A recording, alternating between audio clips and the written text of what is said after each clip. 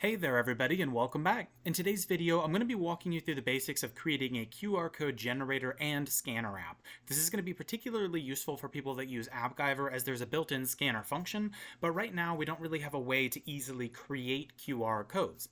So before we get started, don't forget to like and subscribe and check out the channel for new content. Alright, so this video not only is going to cover how to do this and build this as a web app or as a static website, but we're going to be showing how we're doing this using ChatGPT. That way we won't need to know coding. And then we're going to show how you can actually use this scanner in Appgyver applications. So here's what we're going to do first. You'll see we have the application built out, so I'm going to give you a very quick demo. You'll see I am doing a screen sharing of my Z Fold 4 outer screen, and then we have the website here. So we will refresh the page. I'm hosting this over at codelessfix.app/QR code. So if we find text to enter, let's just say, hey, and then we click generate QR code. Now on our application on the right, we can click scan, and we'll pull up the barcode scanner, and you'll say it says, hey. So it's pulling up the camera from my phone. So the second I hit that QR code, it's showing the result there.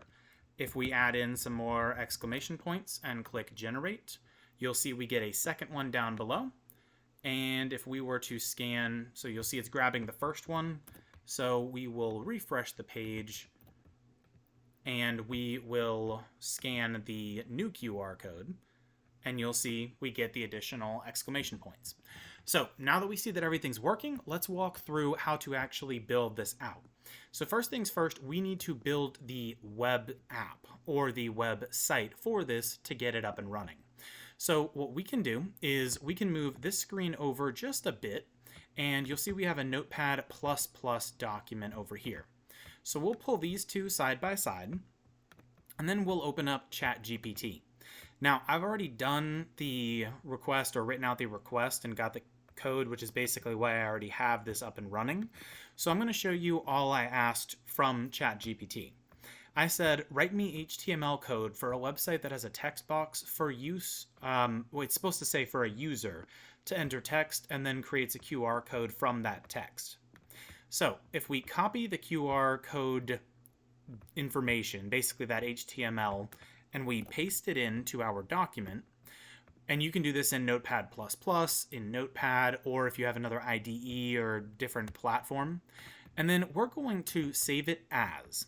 Now, I personally recommend saving it as an index.html file, because that way, when you actually try to access this from a website, if you were going to host it online, it's already basically pointing to it. But obviously, you'll need to name it accordingly based on where or how you're hosting. Now, we're going to click Save. And then we can move this window over just a bit. And now you'll see when we run it, it has this QR code generator here. If I type in some text, the QR code pops up. However, I wasn't a huge fan of the layout, so I said rewrite this to make it more visually appealing. And then I got this updated code with a little summary down at the bottom. So I'll paste this new code in here. I'll click Save. I'll go back to the file that's hosted online, and you'll see we now have what is the current QR code generator, where if I type in something like, hey, it generates that code. So there are two things that we would need for this. Now, I have a video I'll link in the description if you were interested in hosting this on your own website.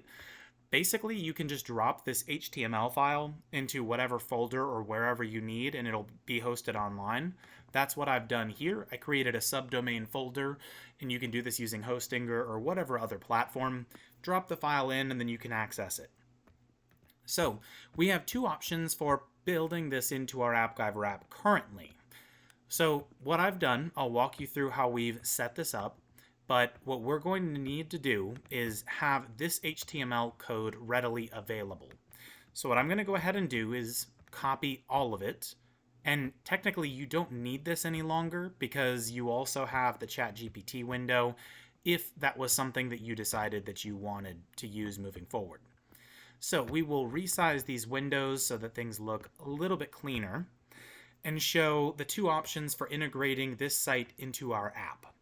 So currently, I haven't been able to get this to work with the HTML renderer. So we'll use the web view and show two options there. Now, one thing to note is currently the web view is only available on a mobile device.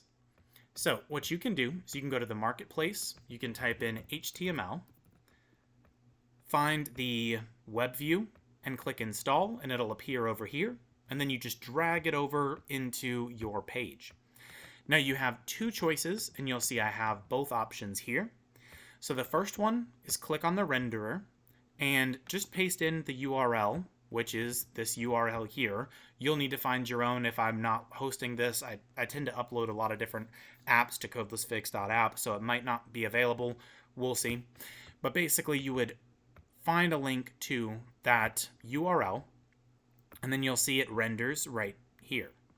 The next option, we can scroll down, is to paste in the HTML that we just copied in the HTML section.